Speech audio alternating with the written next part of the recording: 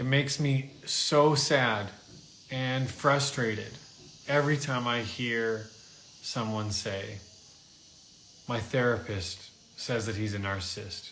My therapist says that she suffers from anxiety.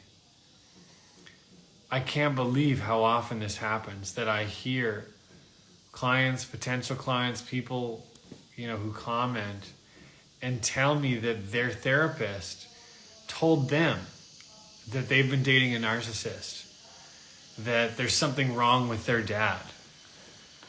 It is so inappropriate. It bothers me so much, and it makes me so sad because, and I'll tell you why. Why does it bother me that when people say that, when therapists tell their clients that they're dating a narcissist, that they're dating someone who's bad for them, that they should break up. All of that shit is so inappropriate and so not okay.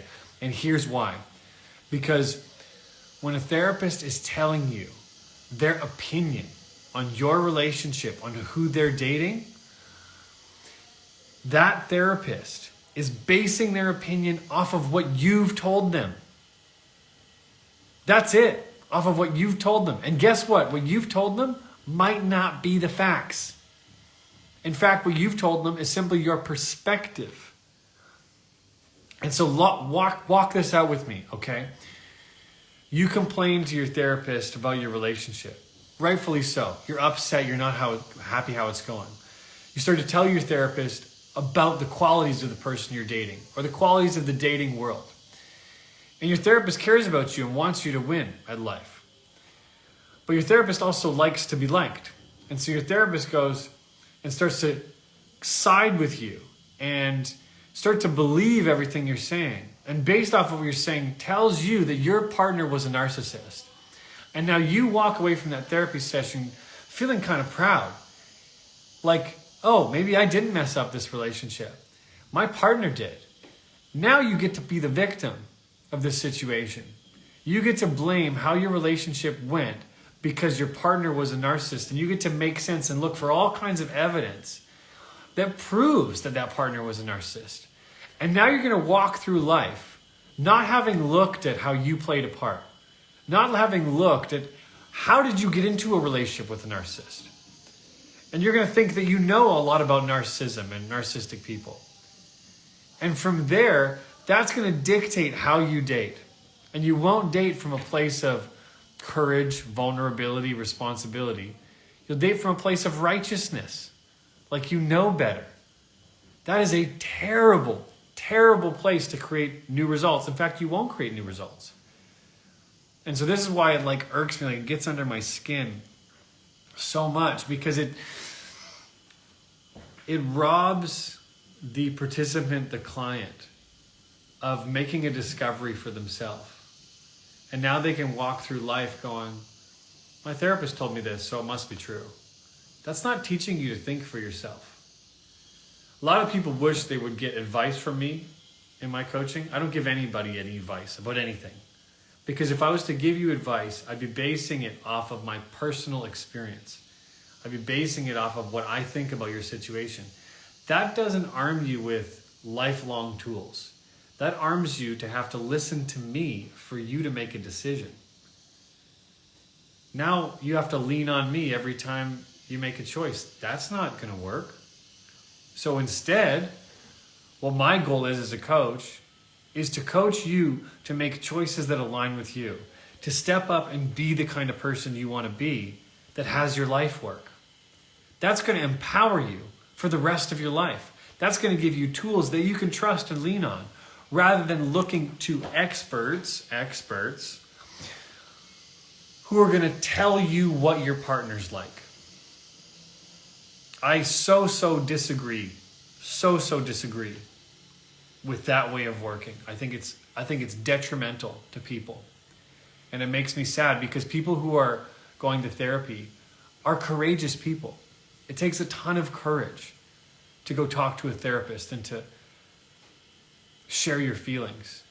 And I think it's so irresponsible for any therapist to project their opinions onto one of their clients. It is disgraceful to me because you are now going to send that client on a path that they didn't choose for themselves. And then they can blame you for it. And they won't have the skills to deal with whatever comes next in life. And that to me is a huge fucking deal. It's a huge fucking deal. And I'm swearing because to me, what's at stake is families. What's at stake is marriages and people getting to have an extraordinary life. An extraordinary life with an extraordinary partner. All that shit disappears. The chances of that go way down if we're now looking at my therapist. Tell me if we should break up or not. No, don't fucking tell them if they should break up or not. Teach your client to have the courage to make a decision for themselves and to stand by that decision, whether they're scared shitless or not. Because that's why people are asking these questions, because they're scared to make a choice for themselves. It's so much more valuable to put you in the position to make a choice for yourself. And I'm bringing this up because a client of mine just an hour ago told me that their therapist told them that their partner was a narcissist. And I was like, my skin was crawling. It's like, what are you basing that off of? Like, that's what I want to ask that therapist. What are you basing that off of? You're basing that off of what your clients told you about their relationship.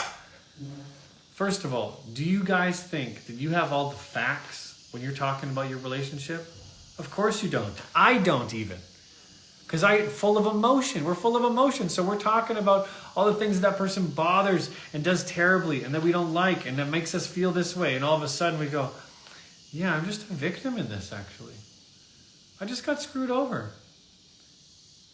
It's now you're walking through life like blaming people for your shit. That to me is the source of almost all our problems in life today. Why am I in the situation I'm in? Because of the government, because of my neighborhood, because of all this stuff. Now, I'm not trying to pretend there aren't real challenges in life with all those things. But I am absolutely telling you, if you're going to look for that to be the reason, something external, something outside of yourself, that you're in your position, then guess what? You're forced to stay in that position until something outside of yourself changes. That's the definition of powerless. And I don't want people to be powerless. I want people to be powerful. It's why I'm doing this whole work, is to support people to be unlimited in their power. But to do that, we first have to acknowledge that our situation is up to us. And there is something we can do about it.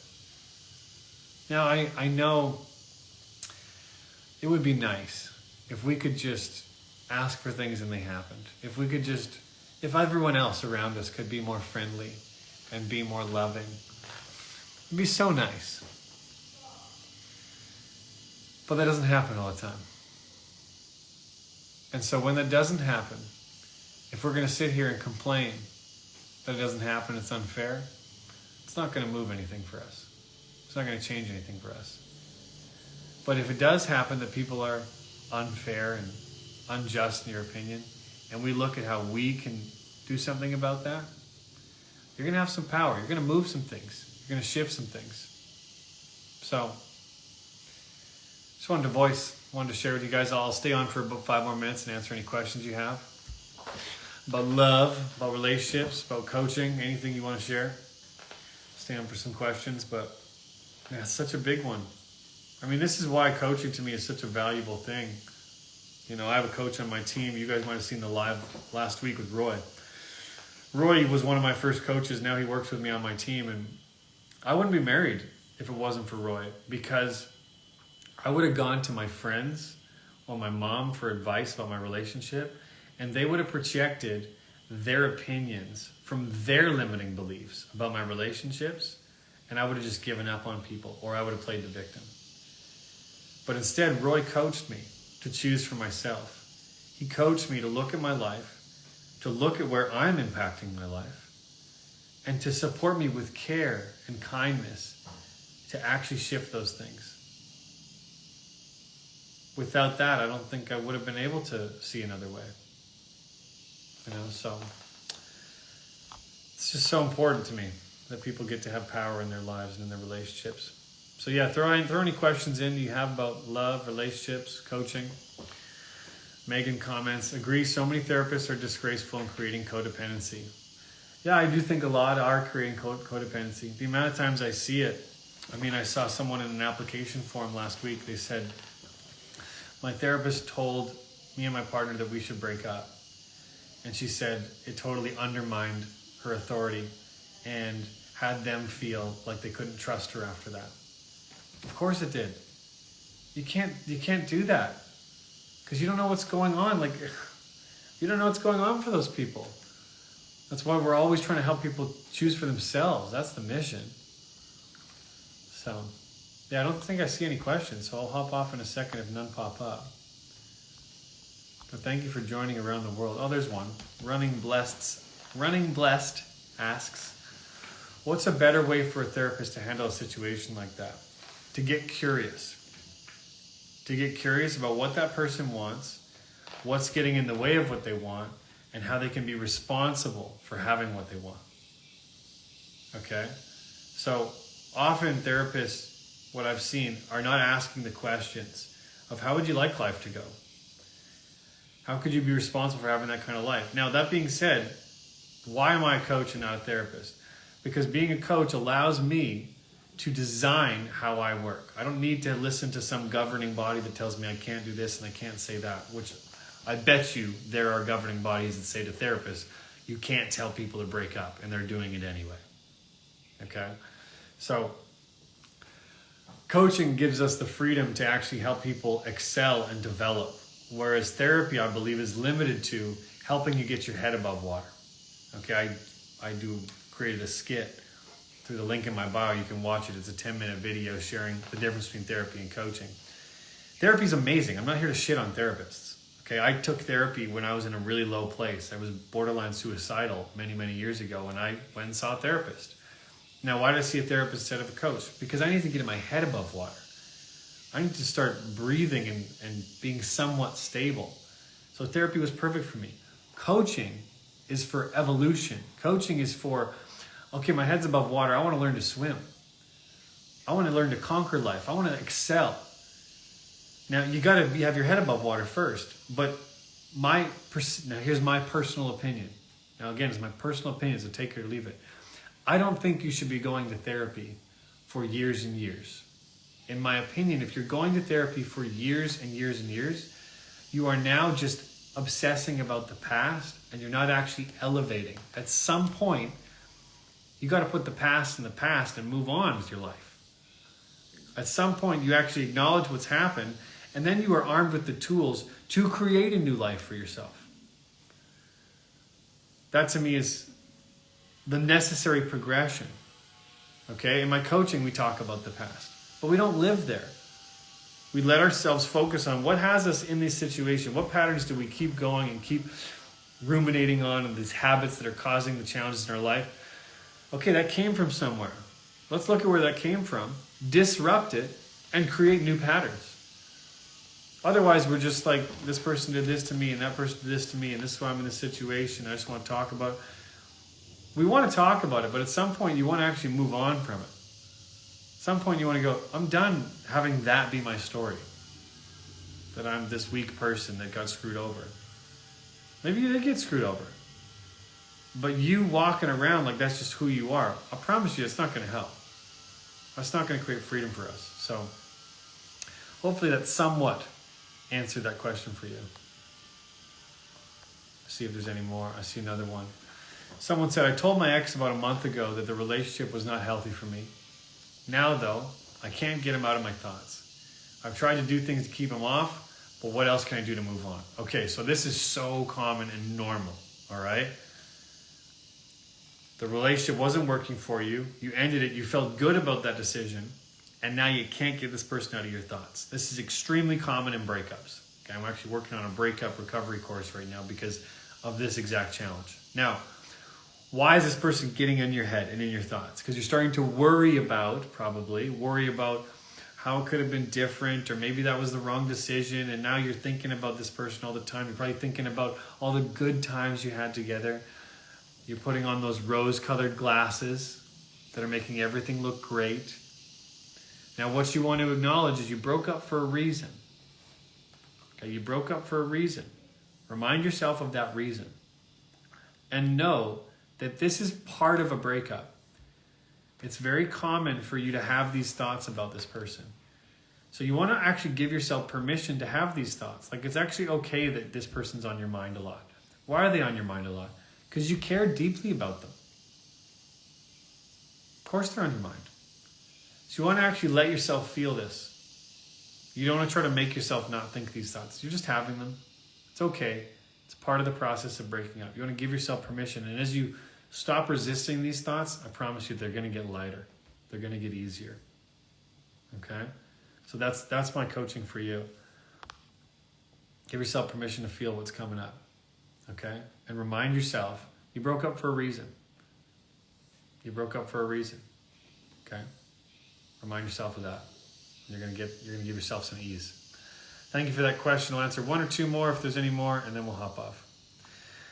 Megan says, as a coach, I'm not sure if I agree with your point of view on coaching versus therapy. First of all, coaches don't have the same toolkit that therapists do, especially when it comes to screening.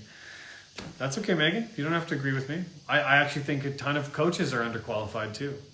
I am more skeptical about my profession than most coaches. Now, I'm very proud of who I am as a coach because I feel like I did it the right way. I used to coach people for free. I've spent over $200,000 on my personal development. I've worked with coaches, therapists, counselors, retreats, long-term programs, seminars around the world to arm me with my toolkit. Now, I'm not a certified anything. I'm actually a certified kinesiologist. I used to own a gym in Vancouver, Canada. I left that to become a coach. So I'm not a certified anything. Now, the challenge with that is, and Megan's bringing up this challenge, that also means that people who are coaches sometimes are not qualified. Sometimes they're sending people down the same goose chase that therapists are. So we want to be careful of generalizing. So I'm not trying to generalize here about therapists and coaches. I'm more so pointing to the specific reaction to project your opinion onto someone you're working with. That's the thing I'm looking to cancel out. And if you disagree with my opinion about it, that's allowed too. That's allowed. I'm not here to tell you what to do. I'm not here to say that this is the right way or this is the wrong way. I'm here to help you think. Okay, I want to have you think and I want to have you move forward in the way that works for you. Right? So if this video turned you on and got you excited about what I'm up to, great. Find out more information about how we can work together. If this information pushed you away from me and got you less interested in working with me, great. Then I'm not for you. It's a win either way. Okay? We're not here to convince people. I don't want to coach anybody who doesn't want to work with me and want personal development. I want to make a difference for people who really want it. And so it's all okay. It's all okay. We're looking to find what's a fit for us. So let me scroll down. Any ideas that I don't come out needy? Even I think I asked for the bare minimum. See if I can understand your question. You're trying not to be needy, but you feel like you're asking for the bare minimum. So it's confusing because you're like, how am I being needy? I'm asking for almost nothing. Your needs are valid. Whatever your needs are, they're valid. Now, if you want a certain kind of thing from somebody, what would it look like for you to stand for that? What would it look like for you to request or ask for what you want? And if it comes across as needy, then there's two things I invite you to look at. Are you asking for this because you're feeling insecure and you want the other person to make you feel better? If that's the case, then you want to look at how to up-level your own security. Or are you asking this because you genuinely want it and it would just add to the relationship? If so, that's wonderful. Ask for it. And if a person's not willing to meet that need, then it's the time to see what would work for both of each other. What would work for both of you. And so people are not really taught this or trained in this, which is the art of negotiation. And a great relationship requires thousands of micro negotiations. Now these negotiations might be, I really appreciate it when you come home and you greet me at the door and you're excited to see me. I love that. And then your partner goes, sometimes I just don't have the energy for that. And you go, okay, well, let's find a middle ground. Can we organize 2 dates a week where we go out together and we put our phones away and we're really present with each other? 2 dates a week. Yeah, I think maybe I could pull that off. What days are you thinking? And now before you know it, we're talking together as a team creating what we want. So it might not be the first try. It might not even be the 5th try. But can you speak as a team to find that sweet spot of, that works for me and that works for me. Oh, great. We're moving forward in a direction that feels good. So that's my coaching for you there. All right. Hopping off, you guys. Got to roll. Thank you so much for sharing. My connection paused anyway. Perfect timing. I love you guys. I acknowledge you for whatever you're dealing with right now, wherever you are in the world. And I hope that this video and everything that I do gives you an ounce or more of courage so that you can take the steps that you believe in that feel good for you, even when you're scared, especially when you're scared. All right? Sending you love. Bye.